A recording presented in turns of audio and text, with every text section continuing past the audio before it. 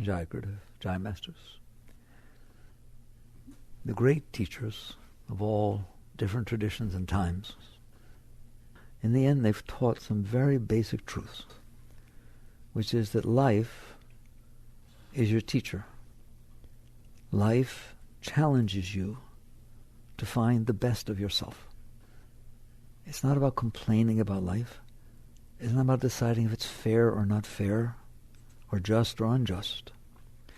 It's about taking an attitude that I am a guest here. The planet's been here for 4.5 billion years. I just dropped down for a wink. I didn't create it. I will not be the one who destroys it. People have tried, they didn't even come close. I'm just here visiting, and I'm going to have experiences. And that's what real teaching is about. I'm going to have experiences. Why? Because there are things happening. And I'm conscious. And I'm going to find myself every second of my life where a moment is unfolding in front of me. It's one of the deepest things I always try to teach you. There is a moment unfolding in front of you. That's reality. You're conscious. Therefore, you're aware of that moment.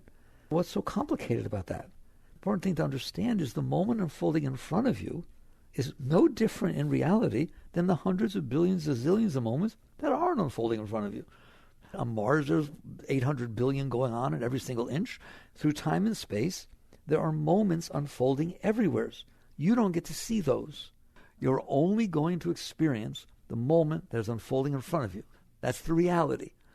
And there are 700 billion zillion moments that you're not experiencing. So your ability to experience reality is zero, because you can only experience the 0.000000001% of reality that's unfolding in front of you. Now, what happens, and this is very important to understand, if you want to solve any problems on this earth, either your personal problems or your family problems or your society problems or cultural or national, I don't care. It all comes from the same place. Every single thing comes from the same place. When you experience the moment in front of you, it's the one that comes into you. It's the one that has an impression on you. So if you meet a woman named Sarah and she's mean to you, I'm telling you the next time you meet a Sarah, not even the same one, you feel a little weird. If a car beeps at you when you weren't doing anything wrong, they just aggressively beep on you and go around you, and it's a certain kind of color, kind of a Mustang or something like that, I don't care if you're in a foreign city or a foreign country. When you see a car that looks like that, your heart goes like this. So what is happening is the moment in front of you is the one that's coming in and leaving an impression on you. And that impression gets stored inside of you. Why? Why doesn't it just come in and go through? The truth is that 99% of every single thing that ever went into you went right through. The white lines on the road, the people walking down the street, the trees you drove by, it all comes in, it goes through, it passes through. But some of it doesn't. A very small amount, like 0.001 of it you ever experienced, is still in there. So you start studying this. That's what yoga does. The teachings, they study, why am I the way I am? What is going on in here? It's not hard to understand.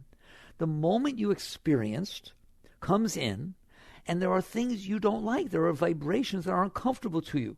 You feel fear. You feel desire. You feel different things because of the moment. A rattlesnake is scary. A butterfly is beautiful. You're not doing that. Buddha says everything has its Buddha nature. That's not something you judged and decided. If you've ever seen a coiled up rattlesnake, that's scary. And it's meant to be scary. Right? Don't say, oh, nice little rattlesnake. No, he's trying to be scary, trying to keep you away. And a butterfly is beautiful and soft, and if it lands on you, it's really special. They carry their own vibration. So when you experience, let's talk about you experiencing the moment in front of you, because that's always what's happening. That moment has sight, visual, sound, taste, smell, who knows? It also has a vibration. It has a vibration. A rattlesnake has a vibration. When it comes into it, feels different than a butterfly feels. Notice that. That's not looks, sounds. It feels different. What happens is you can't handle, and you can't. This is the first humility you have to understand. You can't handle those vibrations. You can handle a tree driving by as long as it doesn't look like the tree that fell on your car when you were 16. If it looks like that kind of tree, I can't handle it. How about you? But if it's just a tree that didn't do anything to you before, you can handle it. It just goes right through. But if you can't handle it, meaning what? This is so important, meaning you in there can't handle the vibration. It happens to be a very deep thing, this thing, who you are, and the fact that you can't handle the vibration. When you can't handle something, you resist it. You push it away. Outside, you push it away. Somebody takes a swing at you, you put your arms up. It's instinctive, correct? When it comes in and the vibration is not comfortable to you, you don't want to feel it. You don't want it coming all the way in and touching you to the depth of your being. You might say, oh, I saw the sunset. It was so beautiful. I felt it was like a spiritual experience. It touched the core of my being. You might say something like that, but you don't say, God, this person was yelling at me. It was so caustic and so scary. It touched the core of my being. No, you don't say that. You say, I did everything I could do to have it not touch the core of my being. That's called resistance. You resist it inside. It already happened. You can't make it not happen. It happened outside.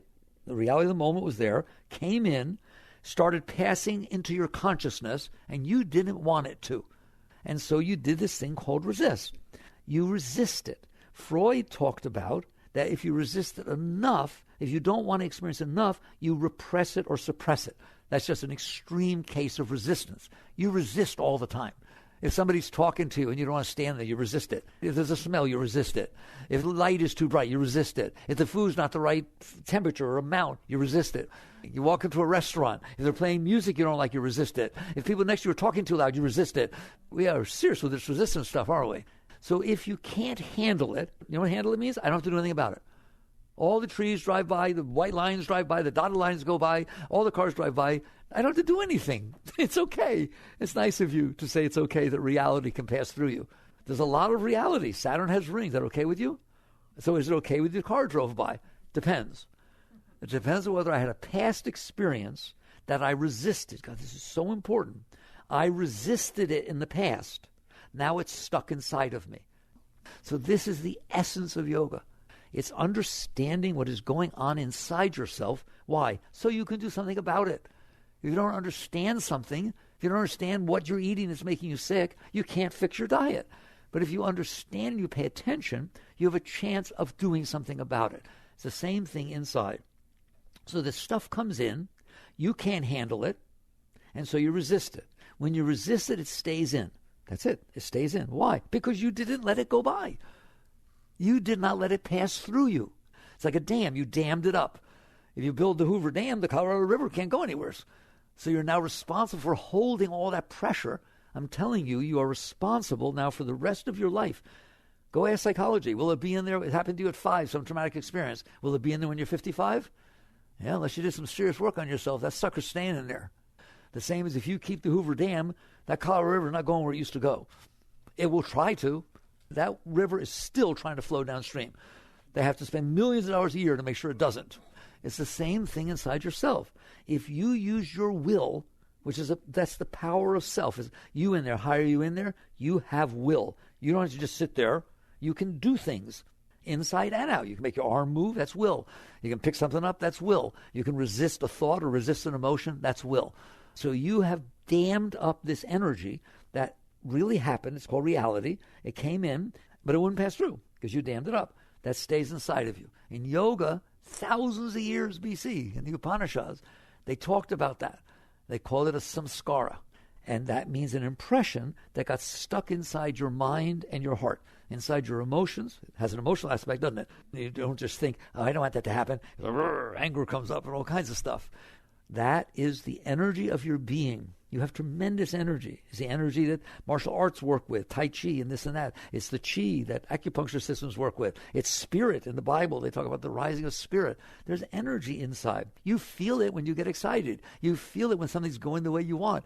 You get all turned on and, whoa, full of energy. And sometimes you have no energy. You get depressed. That energy is part of your being. It's supposed to be flowing. But it can't flow because you shove this stuff on top of it. People want to say, what's the core of all the problems in society? That's it. When I'm done, you'll see that. Every single thing that every single person does and ever did is because of that. And it causes all the trouble. That's why families have trouble and societies have trouble and nations have trouble. And wow, it's weird. Why? Because you stored this inside of you. And every one of you stored something different. That is a very important thing to understand.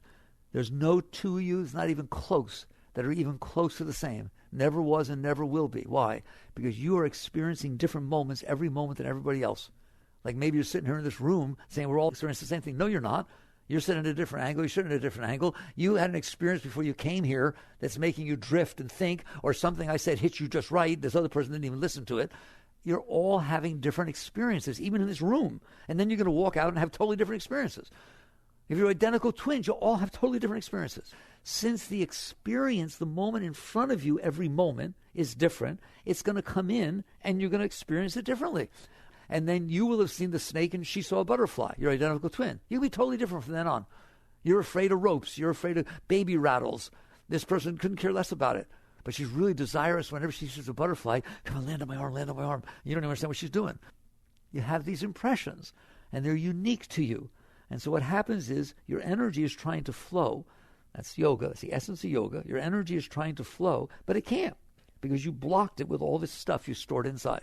And that is exactly what Freud and psychology teach you. They just go to the extreme of only talking about traumatic experiences and true suppression and denial. We don't even know that never happened to me.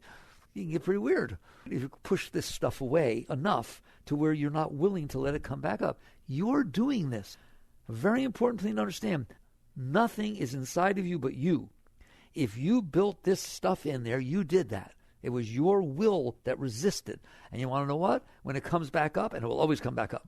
It comes back up in your dreams, comes back up because somebody said something, comes back because somebody didn't say something. Always it gets stimulated. And then it causes these reactions inside. What do? You push it back down.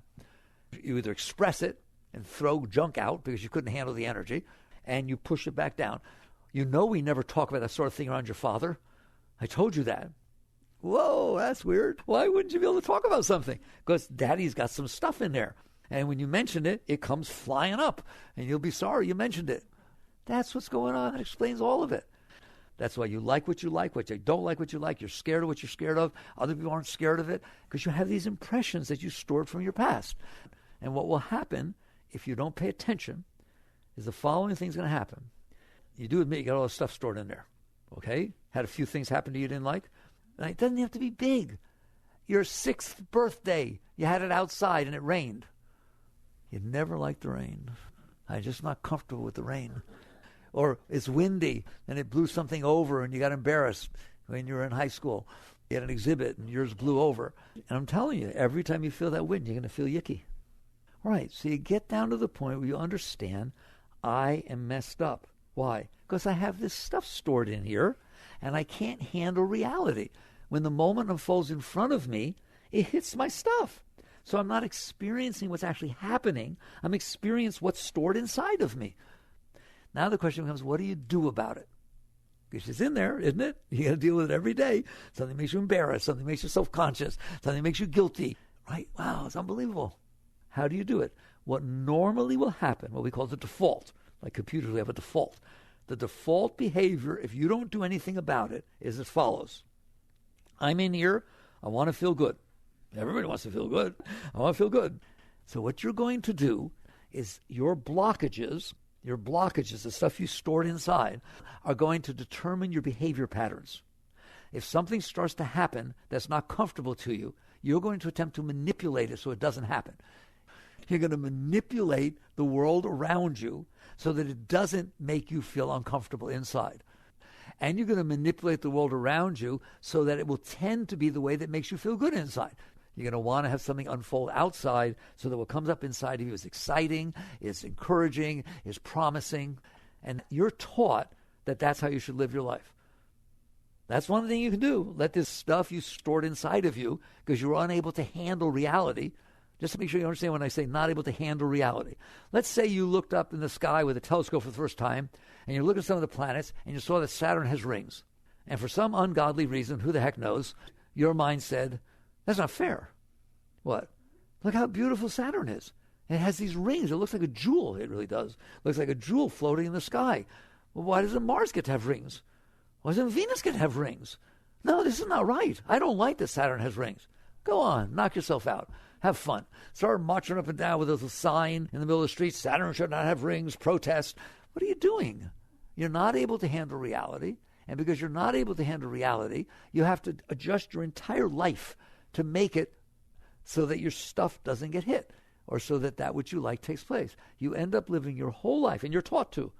You're taught to live your life to get what you want and avoid what you don't want. That's what you're taught. Your whole society teaches you that. Decide what you want and make it be that way. Get it that way. Make it happen. Go on. Go out there. Do it. So you realize what you're doing is you're caught. Your soul, your being, your essence, your beauty is blocked behind this stuff that you stored. And so now when the world comes in, you don't get to experience life. You experience your reaction to life. And you act based on that. If it reacted in a positive way, you try to make it stay. You try to make it happen. If it reacted in a negative way, you resist it. I don't want to go out again. I don't want to do anything. I don't want to see you. I'm going to walk around the block to avoid seeing. You have an argument with somebody, a friend of yours. They have a little spat. And it bothered you. And it keeps bothering you. Now 3 days later, you see that person walking down the plaza. You walk the other way so you don't have to see them. Have you ever done it? It's running your life. So you wake up. What's the purpose of talking about this? So you understand what's going on inside of you. There's a teaching that says if you understand you understand everybody. Now you understand this stuff's in there, and it's affecting your behavior, your personality, every single thing. Your whole personality is just what you develop to live with yourself. I don't want to do too good because then I have to live up to it. People expect too much of me, so I just want to be average. There are people who do that with their personality. There are other people who sit there and say, I have to be the best. I have to be the best. I need people to accept me. I got to prove that I'm the best and smarter than everybody. And other people sit there and say, I'm not even going to try at all. I don't even want average. I don't want nothing. I want nothing to do with it. You're just protecting yourself from yourself. You can't handle what it feels like to be inside of you. So you're trying to dress a certain way, behave a certain way, drive a certain car so that you can express yourself and try to get things that make you feel better. If you get them, yes, I agree, you feel better. If you don't, you feel terrible.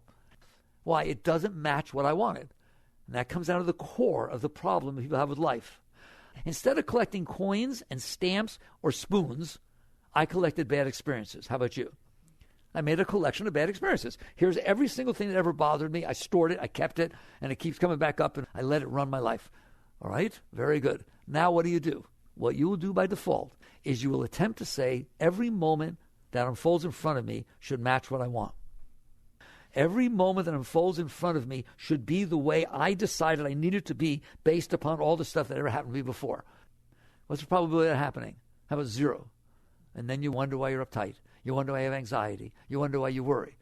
So you made this model inside your head, and I'm telling you, you didn't make it. It's based on the past experiences that you stored. B.F. Skinner, the social psychologist, said, man is the sum of his learned experiences. Man is the sum of his learned experiences. Your mind is the sum of your learned experiences. You're not. You're the one who's in there noticing this. You're the consciousness, the self, the Atman, the soul, call it whatever you want. You're very deep. But you do notice, everyone you're shaking your head yes when I say, does your mind do this? You have built a psyche, a mind, thought patterns based upon stuff you resisted or clung to in the past. So now you have all this stuff inside. Then you build another layer of mind which says, based on my stuff, this is how the world needs to be for me to be okay. So the default is, and I want you to watch this, you're going to go out there and you're going to try and make the moment unfolding in front of you be the way you want. And you're going to fail. That moment is the sum of everything that made it be the way it is. Every single thing had to be exactly the way it was for the moment in front of you to be the way it is. And you're going to sit there and say, no, not on my watch. You're going to be the way I made up based on my past experiences. What is the probability that you win? How about 0? Most people wake up in the morning, they're at war. Do you understand that?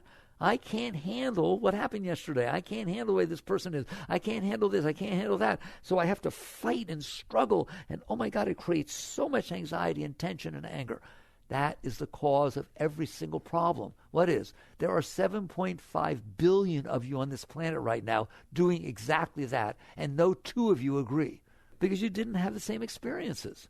And your stuff is based on your experiences. So you're unique. I go, well, I don't be unique. You're very unique. But then you made up this model that because I'm not okay, this is how everything needs to be for me to be okay. And now you go out and fight with everybody and everything. It's a competition. Who can get the moment to be most the way they want it to be? It causes wars, causes divorces, causes every single problem there is. I don't care what age you are. I don't care what nationality you are or anything. It's always the same thing. What spirituality says, and it's very rare that people truly work with spirituality, is you really want to live like that? Because guess what? You don't stand a chance. If you're waiting for your ship to come in, you lose because there is no ship. The world is unfolding in accordance to chemistry, physics, psychology, sociology. It's unfolding in accordance to the billions and trillions of forces that are making it be the way it is right now. And you better start by understanding I'm either part of the solution or I'm part of the problem. If what I'm doing is what everybody else is doing and saying, but this is the way I see it, well, believe me, people see it different. And you know what? Neither of you are right. You see it the way you see it because of the experiences you had and what you did with them. And so you develop these concepts inside your head. They did the same thing. It sure looks right to you because that way is the way that makes you feel right. That's why you made it up that way. The solution, and it's very rare that a person can do it, but at least you try. A solution is a person transcends their personal self.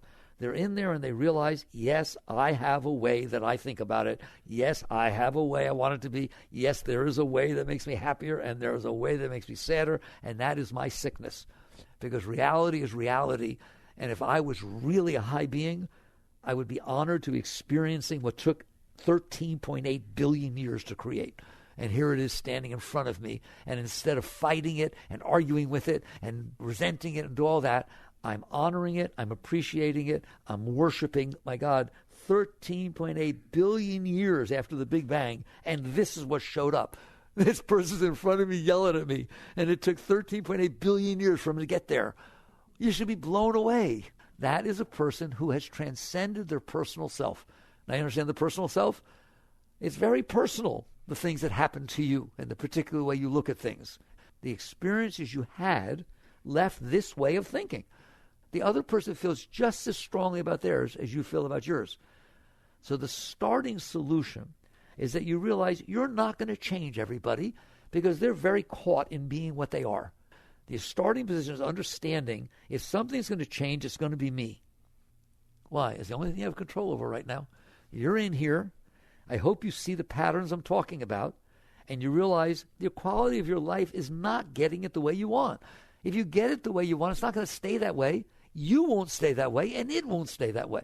Ever change your mind? Ever get what you thought would make you happy and it didn't? Ever get something happen that you thought would destroy you and turn out to be the best thing ever happened to you? It keeps changing because every time you have a new experience, it changes. Ever decided you really wanted something and go to a movie and see that somebody else got something similar to that and it made them miserable, and you get out of the movie and you say, I don't want that anymore. A movie or a book. It doesn't take much. All it takes is another experience to come in, and it changes because you're the sum of the learned experiences. That's what Christ meant when he said, don't build your house on sand. That is so shallow. It's got no solidity to it. It changes with the wind. So what's the alternative? The alternative is to say, I don't want to be like that. Do I have that going on inside of me? Yes. Is it true that if somebody says something that doesn't fit what I like, I get upset? It gets upset inside. Yes. Guess what? You are independent of what your mind is saying. You are independent of what your heart is feeling. You are the consciousness that notices that something got hit. You can notice it. And now I feel angry. Something came in right, and now I feel attracted. You can be aware of that. And guess what? You don't have to do it. And that's what it boils down to. You have will. I said that to start with. You have the ability to not go with the garbage that is coming up inside of you. If somebody is talking to you and you don't like what they're saying, and you start seeing that your mind is getting very negative and your heart is starting to get upset, you have the ability to stay there and use the experience to learn how not to get involved in your garbage. You are superior to these reactions that are happening inside of you. I don't care who you are, what you've ever done, the consciousness is supreme. It's powerful. And if you want to, but you have to want to, if you want to, you can do what we call liberate yourself. Free yourself from yourself. That's what liberation is. It is freeing yourself from the stuff that you built up inside yourself so that you can look into the world and actually see what's happening instead of see your reaction to what's happening. Right now, it's coming in, and if you don't like it, you fight it. You're not reacting with what's there. You're reacting to your reaction inside. You can't devote your life to the reaction or compensation to the stuff that you stored. So you wake up and you realize the world is not going to match this garbage I stored inside myself. And so I'll either have to suppress it or manipulate or be sly about it or something like that, right? Instead of being real, instead of being able to be free. It would be free. You're supposed to be having fun here. It can't be fun to go to war with life all the time. To make sure everybody likes you and you don't say anything wrong. And you're supposed to be free to express yourself and experience and grow and just embrace the whole thing, all right? You can't while you're trying to compensate for the garbage inside of you. So you make a commitment to yourself. I am not going to use the moments that unfold in front of me from now on to get what I want from them or avoid what I don't want. Because that's a stupid game with life. Life's very big. Right? I'm taking it personal. I'm going to use them to help me get rid of the stuff I stored inside of me. So now if you're not behaving in the way that this thing inside of me feels comfortable, right, I have two choices. Make you, or, ready, I'm going to say it, let go of the stuff inside of me that's making me uncomfortable. Use life to free yourself instead of using life to fight and bind yourself. That's the great difference between a worldly life and a spiritual life. It used to be, I want to make it be the way I want and not be the way I don't want. Now, I want to learn to handle whatever it is.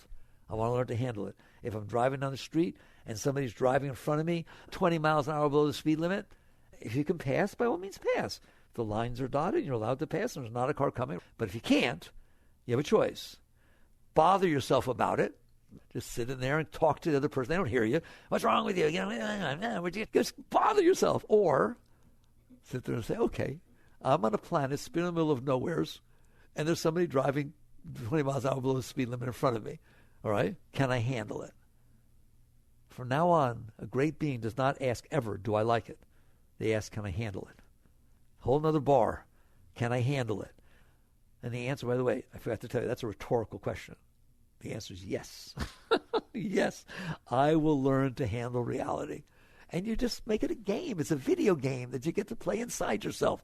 I've been telling you recently, I don't give techniques. There's tons of techniques. But I've been giving you 3 very high categories of techniques. 1, positive thinking. Any of them are fine compared to buying into the stuff coming up inside of you. You need to practice your scales. You do it in everyday life. What is positive thinking?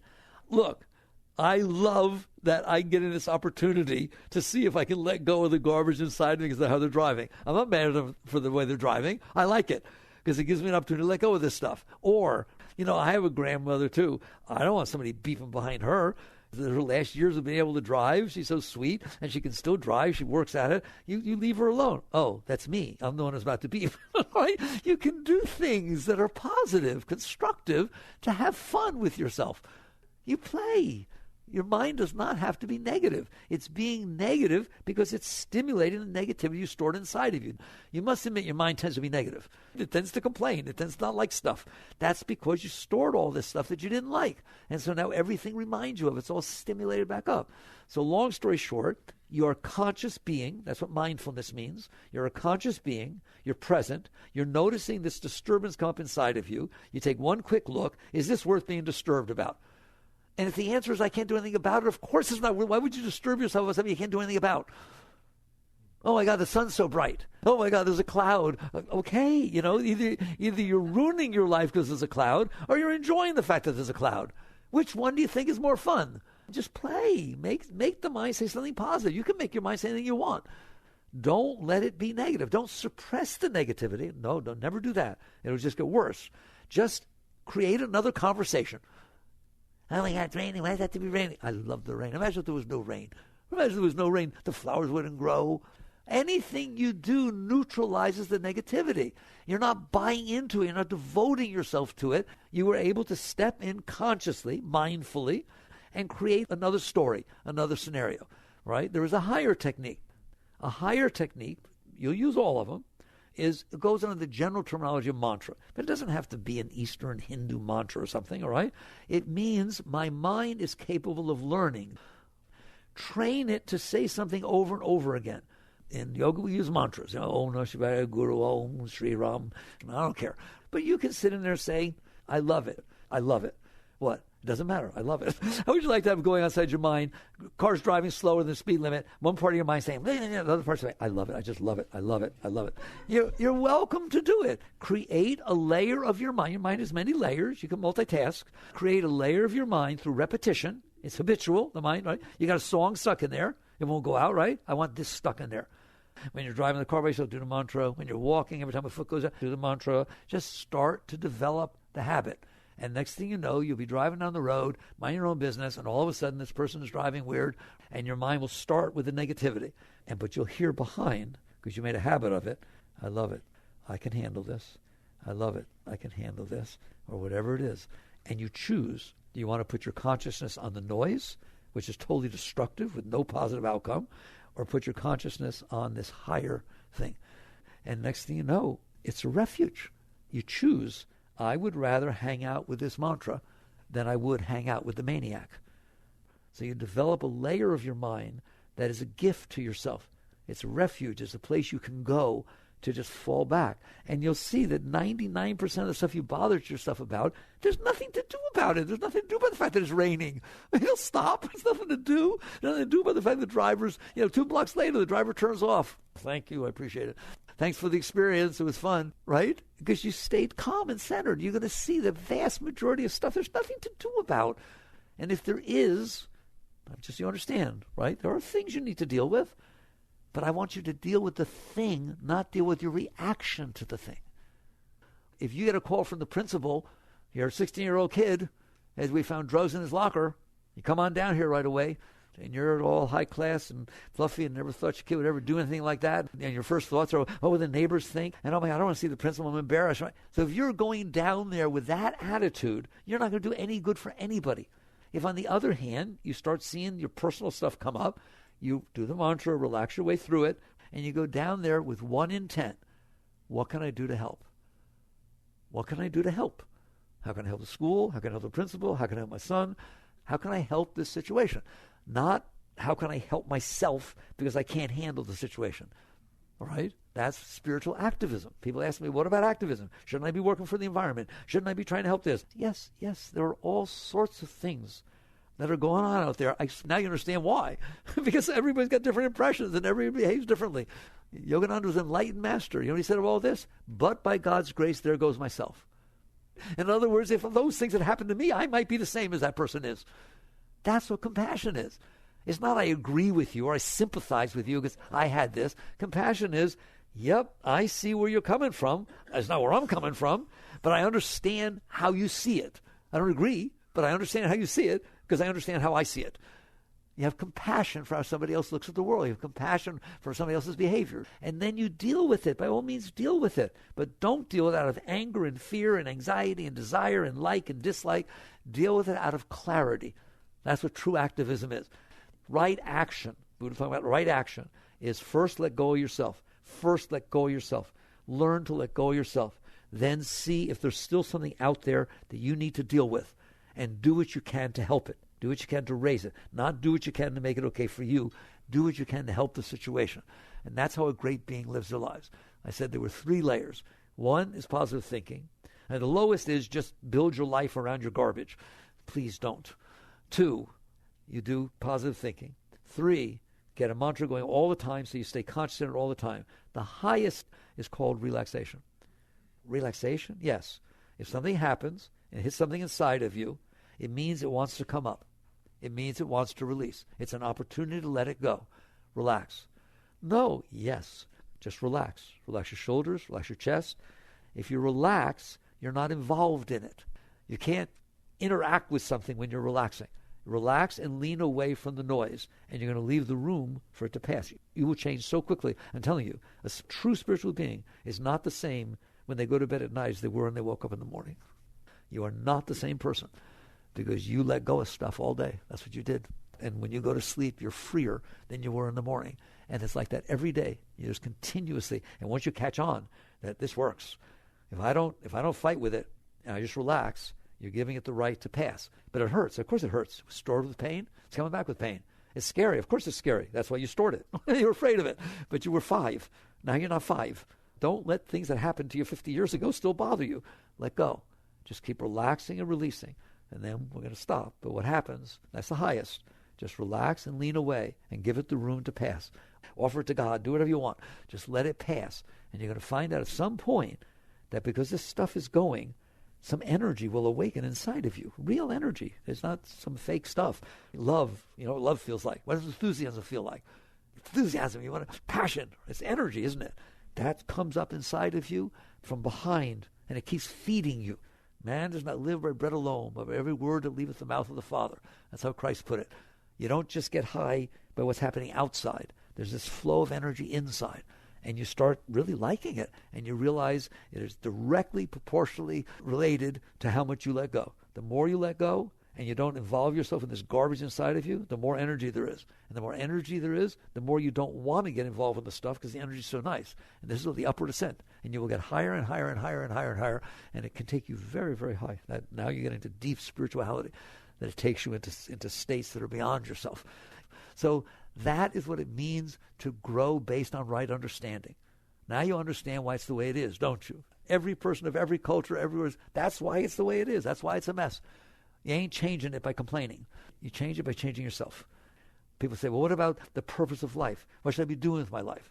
The highest thing you can do with your life is make yourself so that every moment that passes in front of you is better off because it did. You lifted it, you smiled, you served, you did something to raise the energy as it passed by you. That's the highest life you can live. You become a servant of life instead of serving yourself. All right, work on these things. Jai Guru.